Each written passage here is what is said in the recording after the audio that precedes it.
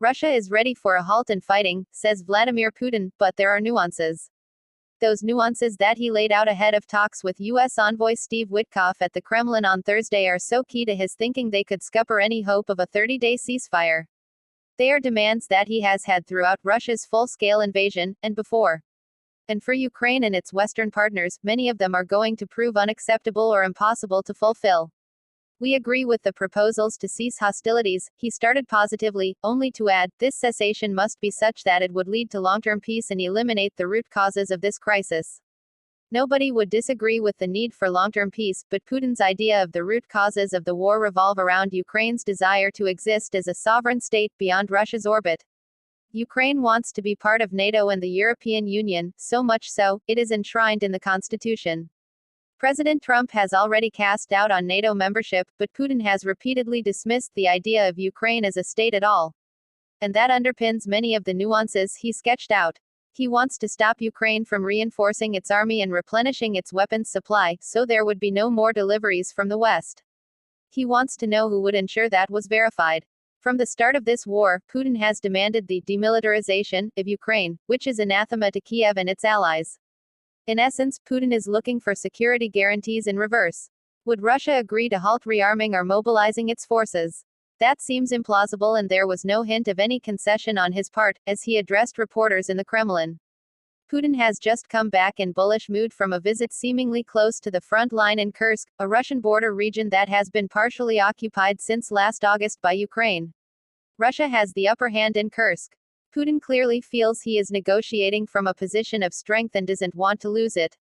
If we stop military actions for 30 days, what does that mean? Will everyone who is there leave the battle? Russia's defense ministry announced on Thursday that its forces had now taken full control of the biggest city the Ukrainians had managed to seize, Sudza. Putin says all the Ukrainians have left is a wedge, so why would Russia stop now?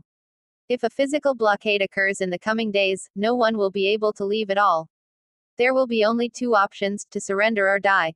The same applied to the whole of the 1,000 kilometers, 620-mile front line, where he claimed the situation on the ground was changing rapidly, with Russian troops advancing in practically all areas.